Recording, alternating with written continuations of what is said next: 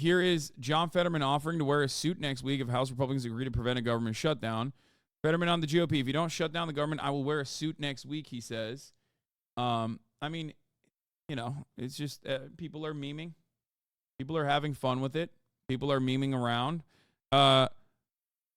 Meanwhile, you know, we're just a deeply unserious group of individuals, okay? Government shutdowns. Why it happens only in America when it doesn't actually happen, but why does it happen, or why is it even a thing that will happen? Let's take a look. Why is the government constantly on the verge of shutdown is a question you might ask. Well, as always, let's go to Vox.com to describe it. Why is this a thing that only apparently happens in the one country on the planet? America is the best at having unnecessary conversations over the government shutting down, unnecessary, warfare happening on our fucking streets, and also, number one at medical debt, medical bankruptcy, number one at school shootings, number one at mass shootings, number one at violence, number one at the prisoner population. Both per capita and totality, mind you. It's great. We're so fucking good. We have government shutdowns in Europe too sometimes. Yes, but your governments don't even fucking operate for the most part. And the government shutdowns over something as stupid as the budget is idiotic, okay? It's like shutting down the stream at the top of the hour because there is a fucking 3-minute ad break. It's not going to happen. You can very easily avoid it by subscribing for $5 or for free with a Twitch Prime, okay?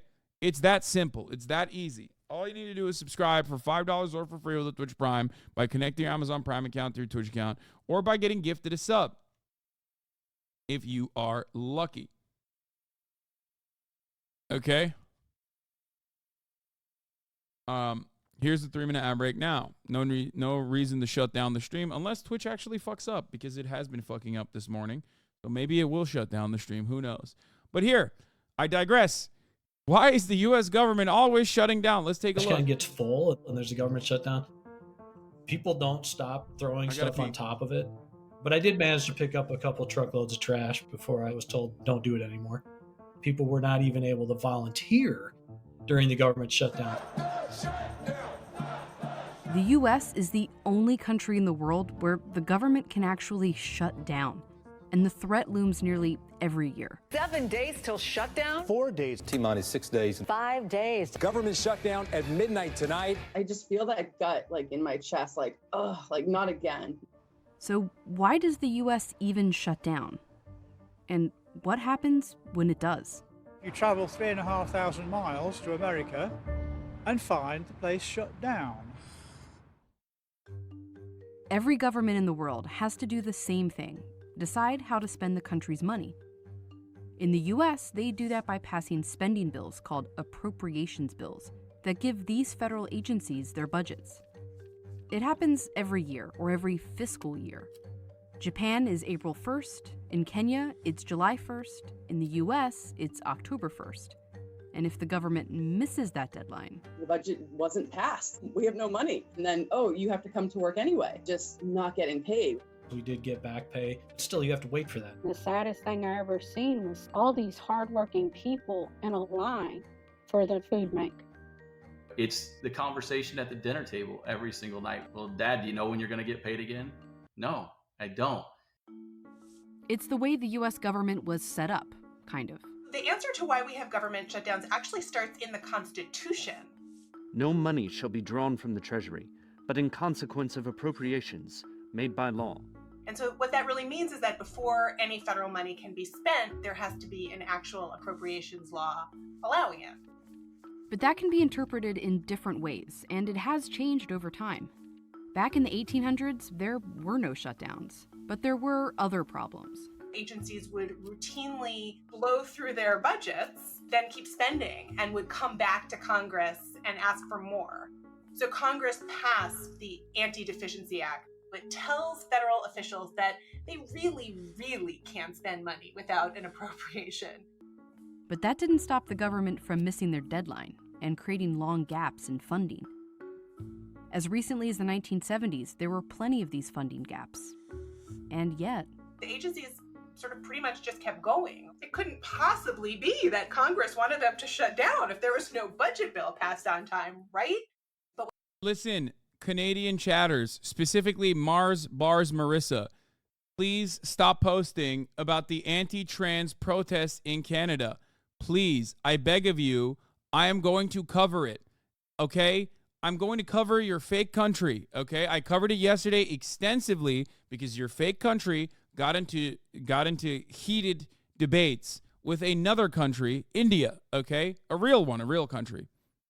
Please stop, okay? Please stop before I send the troops over there and take over your fucking country and turn it into another American state, which it basically is. 90% of your population already lives on the fucking border. It's becoming increasingly more viable as global warming keeps rising global temperatures. Don't make me fucking do it, okay?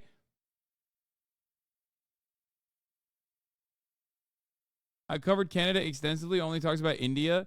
Yeah, because what the fuck am I going to talk about with Canada, man? It's like America Light. It's Diet America with European characteristics.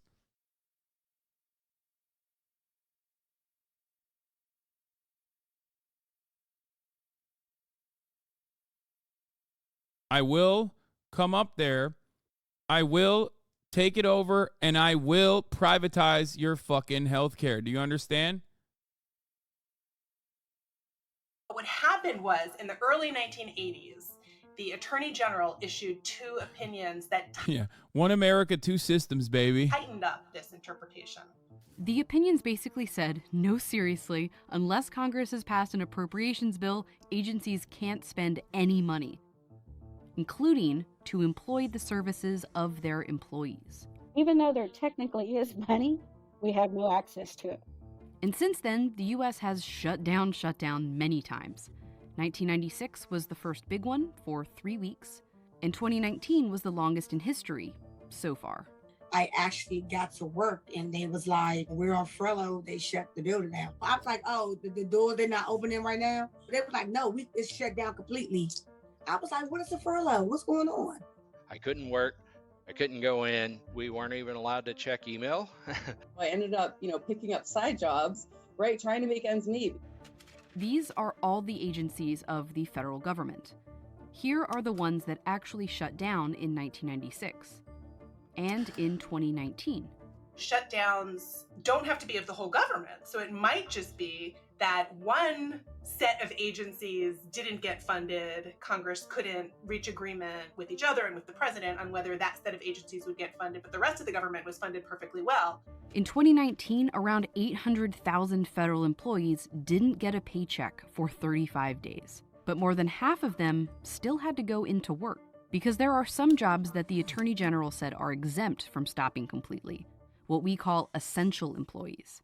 So while the Department of Transportation was shut down, air traffic controllers still had to work. I don't show up with a headset and just do that job by myself. All the other aviation safety professionals that assist us and help us on a daily. I mean, yeah, people will fucking die. Like, that's it. It's that simple. People will just, here's the problem, man.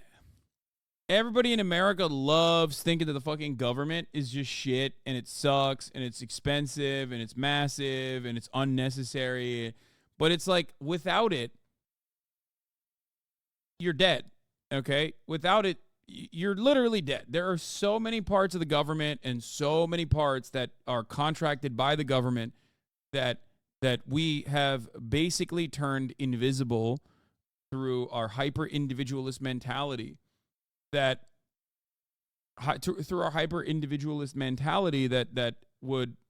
we just take for granted simply, because it works every single fucking day. Now, what do I mean by this?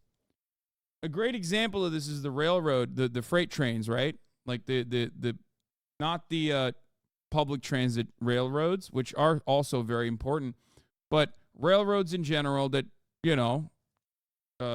carry. Freight trains that carry chemicals that are a necessity for survival. It's like This kind of stuff is just completely taken for granted because all matter of collective action, like collectivization, all matter of like people working alongside one another to make all this stuff work is turned invisible by these psychotic, hyper-individualistic, reactionary weirdos in government. Okay? It's so dumb. It's so silly. Like, yeah, the government is expensive. It's expansive and it's massive. It has awesome powers and it needs to exist, okay? That's why whenever people yell at me and they talk about like taxes, for example, like Hasan, don't you get mad that like you're paying European taxes? I'm in the highest tax bracket in the state of California where there's 13% income tax. All of my money is a 1099 employee, which is, you know, the highest form of contractor pay that you can get from a company like Amazon. I'm a 1099 employee. I'm a contracted Amazon employee, right? 37% at the federal level, highest tax bracket, 13% on state income, okay? 37 plus 13. Lamau, that's nothing compared to Euro taxes. That's not true. What you're saying is simply untrue. Okay? It's not true. If you're a simple 1099 employee, my fucking real taxes that I pay, especially when you compare the benefits I get, okay? That is, when adjusted to the European existence, okay? When you adjust it to like what you get back, like what your government takeaway is, all of that shit essentially turns into Americans paying significantly more in taxes and getting nothing in fucking return if they're a W-2 or a 1099 employee. Okay? People make it seem like in Europe, you know, they live in socialist nations and they're just fucking if you're living in Europe, you're living in a socialist existence and they just like take all your fucking garnish your wages basically and you're fucked and you're screwed and blah blah blah. And it's like especially with all the amenities the government offers, okay? Plenty of European social democracies pay lower taxes in general. And the reason why the tax code is written that way is because it's written that way because the American society is designed around the highest earners being basketball players, you know, fucking doctors, lawyers, and other people that make the largest chunk of their money off of contracts, like contracted fucking like celebrities, you know what I mean? Twitch streamers. Whereas the real earners that are able to avoid taxes are in the C-suite. Executives, people in finance, because they're able to they're not like contracted 1099. They're not contracted 1099 salaried employees in that regard. It's like a tiny marginal percentage of their actual salary comes from a W-2 salary, right? Most of their money is tied to their motherfucking stocks. High value stock homes options, their stock performance, their portfolio, which they can easily, oftentimes, draw credit against. Okay? So ultimately, the American tax system is basically designed to tax someone like LeBron James and not the motherfucker who owns the team. Do you understand? That's how it works. Now, having said all of that, when people say, dude, what the fuck? What are you doing? Like, oh, you know, don't you hate when you're paying taxes? Like a lot of that is going to war and you know, bombing brown children or whatever. Yeah. That part sucks. A lot of my local taxes go directly into the pockets of the police force that ain't doing their fucking jobs anyway. A lot of my, a lot of the federal taxes are going directly into the pocket of the military-industrial complex, subsidies for mega corporations. Anyway, but there is still a massive lump of that money that goes into things like schools, roads, public transportation, even though there is not a lot, infrastructure spending, things like that still get funded, and that is important, and that needs to exist. That's why I don't mind paying taxes. So, that's something to understand. You're missing the point I'm trying to make. You said, no, dude, all those famous celebrities get called out time after time for tax evading. I'm not talking about people who engage in tax evasion. I'm talking about like how tax code is written. When you write tax code, you're supposed to hit every income bracket, okay? And you're supposed to hit every kind of compensation structure. Whereas in the United States of America, compensation structure is very limited. Like the taxes that we've been able to write in our code is specifically limited to earners, okay? Waged employees. If you are making money off of capital gains, if you are a capitalist, okay, then your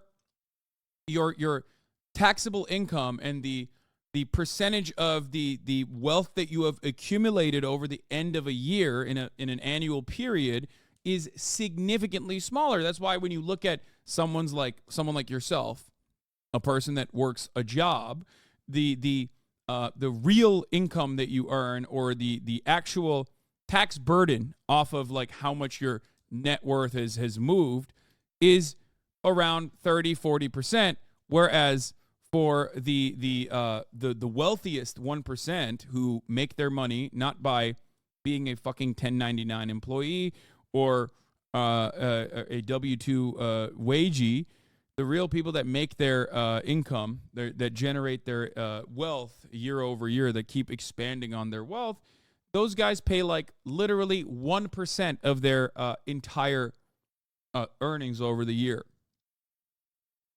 Yes, long-term held stock is capped at 15%, and that is by design. Okay? That's it. That is by design. A major part of, for example,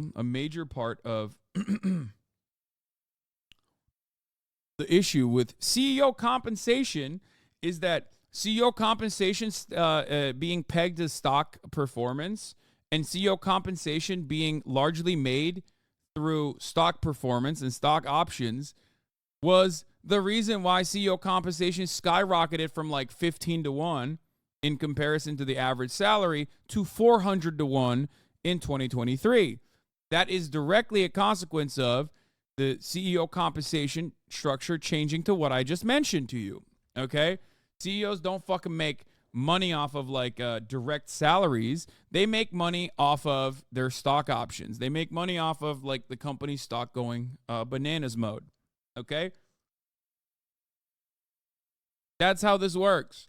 And this also is tied into the reality that, for example, okay, this also is tied into the reality that when all of these like ProPublica style, or the international consortium of journalists get together and they like do this deep dive and uncover like tax shelters, like offshoring, the concept of offshoring, they always find like European leaders or even Zelensky or fucking, I don't know, some like despotic dictator or whatever that has sheltered their assets in an island, right? Why are there never any Americans on there? Is it because they know to avoid those places? Is it because they are, is it because the ICJ is actually like led by the CIA or something and only like hits America's fucking foreign adversaries? No. I love a good conspiracy about America being fucking bad and the CIA being involved in shit, but the major reason as to why you never see American fucking names on there is because Americans don't have to go to the Cayman Islands. They can go to Delaware. They can go to South Dakota. They can go to America to shelter their fucking assets because America is one gigantic tax haven. That's how this shit works. Why in the ever-loving fuck would you have to like move your assets offshore to hide them from government scrutiny when you can just legally do that here under the existing tax code? Okay? That's it.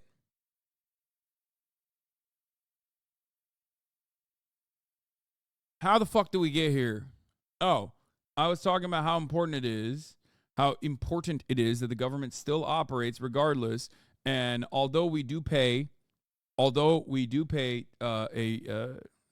ton of taxes as American citizens in comparison to our European counterparts with not many amenities being offered to us, there's still plenty of things that we take for granted that absolutely just has to work for you to continue existing in the way that you do.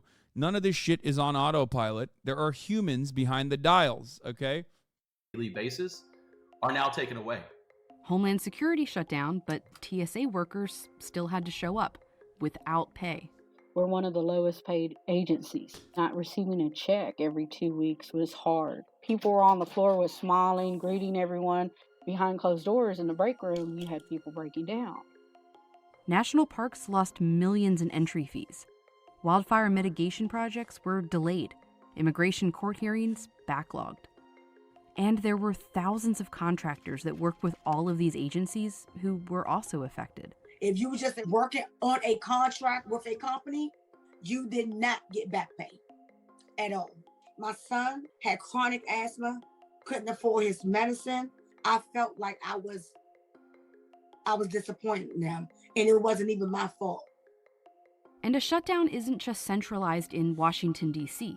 Only 15% of all federal employees live in that area, which means the economic impact is countrywide. Shutting down not only affects the federal workers, if people aren't getting paid, they're not going out to eat. There is a severe economic impact of something like that, especially in a town like Huntsville. Overall, the U.S. economy lost $11 billion during the 2019 shutdown. Some of that was regained when employees received their back pay, but the damage was done. And the thing is, this doesn't have to happen. The legal framework explains why we end up having to have shutdowns as a matter of law, but why we have shutdowns truly is a matter of politics, which is that the more polarized the parties are and the more divided our government is, the harder a time Congress and the president have working out a budget agreement. And having divisive politics isn't uniquely American. In Belgium, there have been times where the politics were so bad, they just... I mean, yeah, that's different, though. Belgium is not a real country, and it just goes without having a government. There's just, like, places in Europe that I refuse to call countries that just will go for extended periods of time without just having a government, okay? Which is dumb, but it's still somehow not as fucking dumb as having a self-imposed government shutdown because of a made-up reason. Didn't have a government. We didn't really notice any difference. Our daily lives, it didn't really change much. I don't think the government could really, stop. Most countries couldn't. In nearly every other country, if the government were to fail to pass a budget by the deadline, agencies would just continue working with last year's budget. There's a push to do that in the U.S., too. Just have an automatic temporary appropriations bill pass when the deadline is missed. The opposing argument to that is, whoa, this is the one time we have every year to reset and to kind of work things out. And so where would the incentive go? Congress has passed fewer and fewer laws each year. Passing these appropriation bills has been... This is such a funny thing, too, because it's like, oh, I wonder why. It's because the Republicans have won, okay? The Republicans spiritually defend American capitalism openly and better than the Democrats do, okay? That's it. They do a better job of defending capitalism than the Democratic Party does, at least on the front of at least aesthetically, okay? And as a consequence of that, as a consequence of that, we've gotten to a point where they were able to basically eviscerate the duty of the federal government. They've done it. They've starved the beast out perfectly, and they get zero repercussions from their voters for doing so. There's no punishments for starving out the beast, and their actual voter base likes it. They love that shit.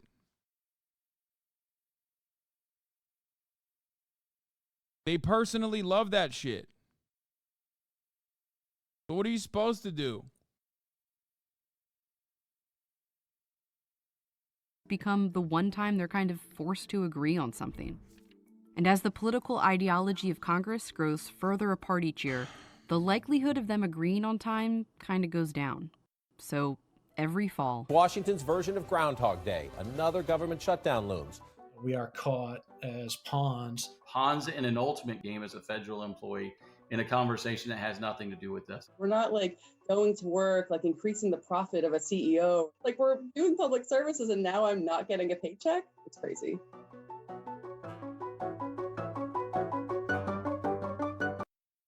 Genuine non-American person, can't they just say, fuck you, I quit, and get a job that actually pays wages and doesn't have you work for free? I don't understand this entire thing. How fucking insane. No, man, you can't do that. The entire point of this is like they have to keep working. First of all, they can't just, no one can just like quit and get another job. So that's number one.